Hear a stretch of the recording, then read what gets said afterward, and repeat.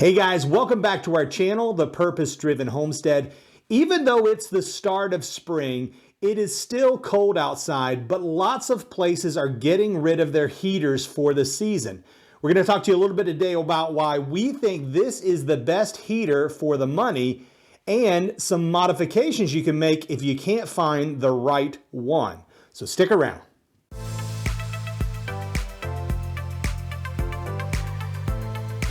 Hey guys, it's almost April and it is still cold outside. As I speak, I'm looking out the window and it's still snowing right now. It's not a lot, but there's a little bit of snow falling and it doesn't feel like spring, even though we've had a couple of warm days already.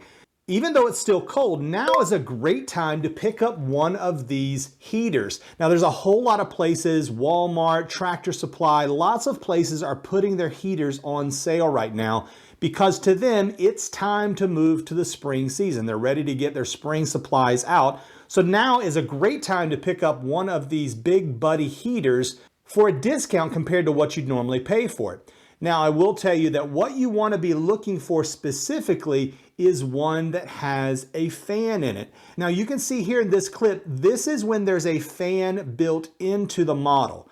Now, that's what you're looking for. And it may be hard to find those. I've been able to find them in a couple of different places. I've had a couple of friends tell me that they can find them at Tractor Supply. But as I understand it, they're being discontinued. Something about supplies, a supply chain challenge. I'm not completely sure. I'm not sure if it's just that they can't get the parts or if they're just no longer going to include it. But I will tell you, those are the preferable ones to get because they do produce the same amount of heat, but they circulate it much better, obviously, than one without a fan. We actually have propane, not natural gas, and we wanted to look for something that we could have as a backup. Since we have little ones, we wanted to make sure that we had a backup in case the power went out in a winter storm or if there was a grid down type of situation. We wanted to make sure that no matter what, we at least had a small supply of heat for our family. Now, even if you have a heat pump or you have maybe a propane furnace like we do, it has a fan on ours that won't run without electricity. So even if I've got propane, I need a backup in my case. Now, sure, we have a backup generator that's a portable generator. It doesn't power the whole house, and trying to hook something up that's not a plug-in, like the blower is directly wired into our panel. So you can't really do that very easily without backfeeding the panel, and I'm not sure everybody wants to wade into that space. So if you're not going to go down that path, if you just want to have a backup heater, this is a great one to buy. They're not super expensive, and again, right now you're going to probably find these on sale. We bought ours last spring, and they've really done well. I've used them in the shop when I've been working. We've used them inside of the house a couple of times as well, and they work very well at heating up a small enclosed space. So now their recommendation is 450 square feet. Now that might not seem very big to you, but if you've got a small bedroom or a small living room, this can heat up that space fairly nicely. And again, if it's really in a grid down or emergency situation, you've got maybe an ice storm or snowstorm, you're probably going to be wanting to huddle up in one space anyway, just to try to keep only a central area warm, right? So maybe a bedroom or a small living room that can be closed off, and these would be great for that. Now let's talk a little bit about the specs on these heaters. Now, it has a low, medium, and high setting, and on each one of those, it's either 4,000, 9,000, or 18,000 BTUs, and that's quite a bit of heat that's coming off of these. Now it takes 1 pound cylinders inside of here, and I'll show you a little clip here of how when you open this up, you can see what that 1 pound cylinder looks like. Those are the green cylinders that you can often find at Walmart or at Tractor Supply or at camping stores. They're the same ones that you would use typically when you're using like a propane grill or something like when you're camping. So these are small. You'll see these in a lot of RV stores. So they're readily available in a lot of places. Now, a lot of people throw those away, but you can actually refill them if you're super frugal. There's actually some hoses out there where you can use a 20-pound tank and you can refill those. But for this one, it takes two. It's got one on either side, so kind of like a saddlebag. It's got them, they're enclosed, they open up here. But those are those 1 pound tanks. Now on those 1 pound tanks, it'll run about 3 to 12 hours depending on the setting. So 3 is at the high end. So if you've got it set on high, it's only around 3, and then 12 hours is what it will run if you set it on low. So not bad.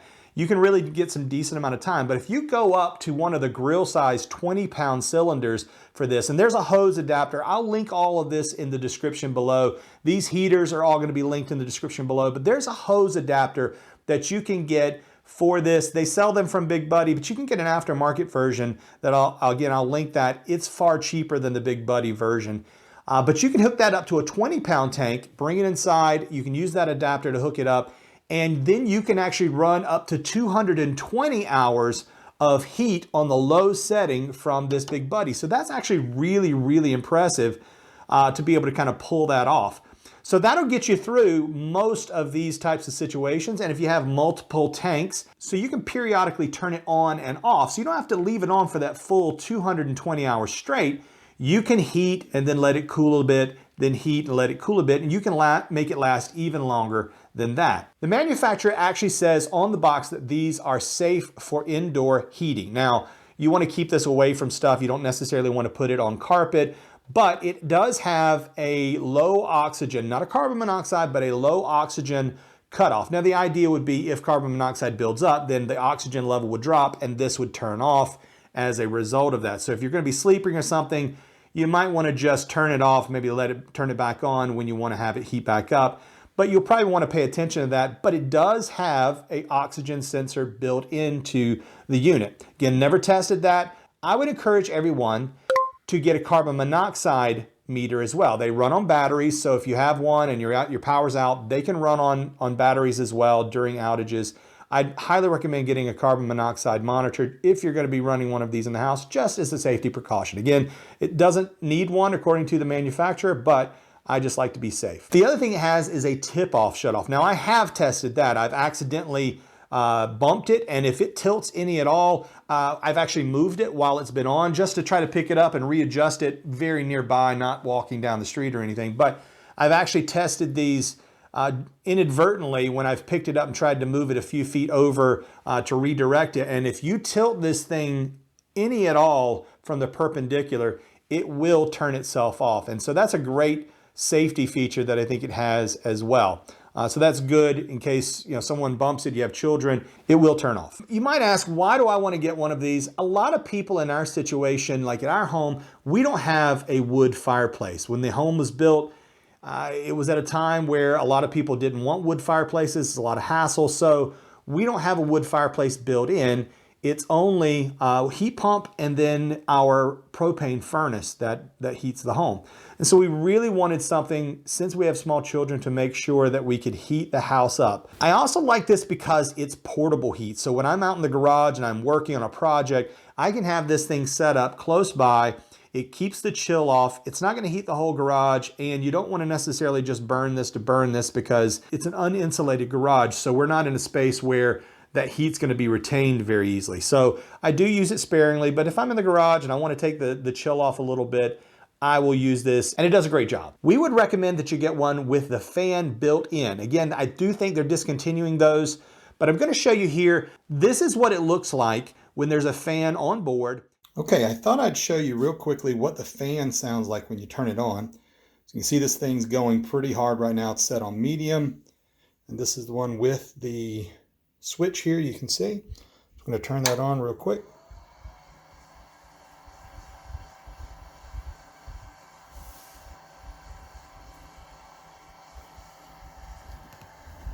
See, it's not too loud, and we can turn it back off.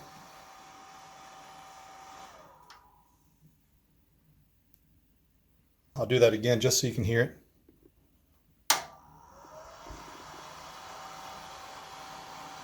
And it's blowing the air out in this direction, so it's coming out of there and pushing out this way. You can see that it's battery powered, but there's also an adapter that you can use for it as well. Now that adapter is, I found an aftermarket adapter for it. I wouldn't recommend going the Big Buddy version because they're a lot more expensive, and this one will work fine. Again, it's linked in the description below if you want to look at that adapter, but it works only with the ones that have the fan built in, obviously. If you get one that doesn't have a fan built in, then the adapter won't work. That's really the only difference between the two heaters. It's a little heavier with the fan, so if you pick them up, you can tell the difference between the one that has the fan and one doesn't. But that switch is really the only indicator outside of that. Now, if you can't find one with a fan, one thing that you can do is retrofit it a little bit. What I would call, this is extreme engineering, so to speak, from homesteading style. But you can take a fan that's used on a wood stove, and that will, in a pinch, work on one of these buddy heaters that doesn't have a fan built in.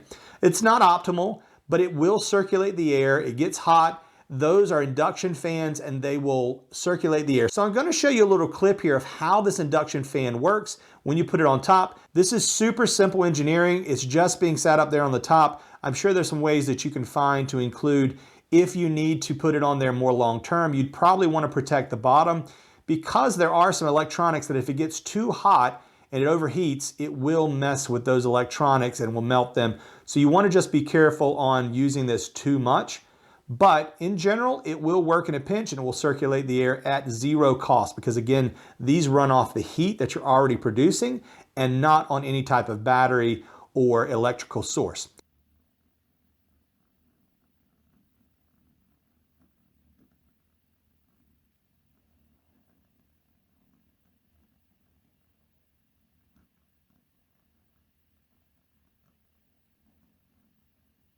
You can see that fan is moving with absolutely no electricity being put to it.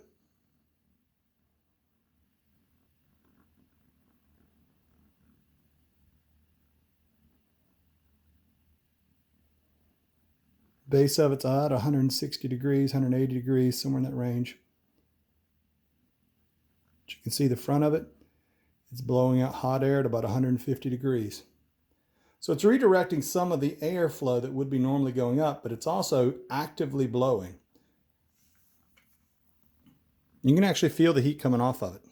So that's how you get around the process. If you can't find one of these with an actual blower built in, there is a workaround. This is it. You can see that it works. This is metal, so obviously you don't want to have a bunch of people going up and getting in. It's spinning a lot faster than it probably looks like in the video just because of the frames per second. But this thing is metal, so you don't want to get too, you don't want pets and kids getting too close to it, but it also isn't super, super dangerous. So while it's metal, it's not got a lot of weight to it. So it's not going to typically hurt anybody, but I still, if you hit somebody in the eye or something like that, you'd want to be very careful about where you have this. But this is in a grid down. I need some help. I need to try to circulate some of this air as opposed to it being just in this one space. This definitely, I can feel the air. It's pushing the heat way out over here. So this thing works. It is a wood stove heater. It is induction. So you don't have to worry about the power. There's no batteries in this, but I will link all of this in the description below. So you can see from that, that's how you can circulate some of the air. If you don't have one that has a fan built into it, it will work in a pinch. I wouldn't recommend it long term. And I'm sure there's some better ways to do it. If you've got a better way, if you've used one of these fans on a Big Buddy before, drop it in the comments. I'd love to hear what you guys have to say about that. Maybe some ways that you've engineered it so that you can block a little bit of that heat so that the fan doesn't overheat and that electronic section melt. I'd be curious to hear if anybody's done that. So that's it today, guys. I wanted to get this out fairly quickly because while it's still spring, some of these are going to be on sale. It won't last long, and I wanted to make sure you guys know, hey, go pick one of these up.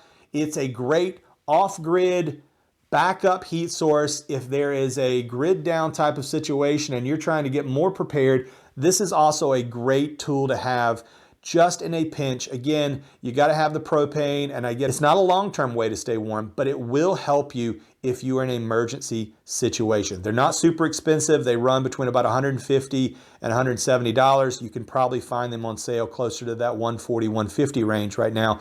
They were as high just a few weeks ago as almost $300 when I was looking at them, so they've already dropped in price quite a bit. I would highly encourage you to get them while they're on sale. Okay, guys, that's it for today. Thank you so much for watching. If you like this video, please give it a thumbs up, like it, and consider subscribing to our channel. We've got a lot of things that we're working on our small backyard homestead. We'd love to bring you along for the journey.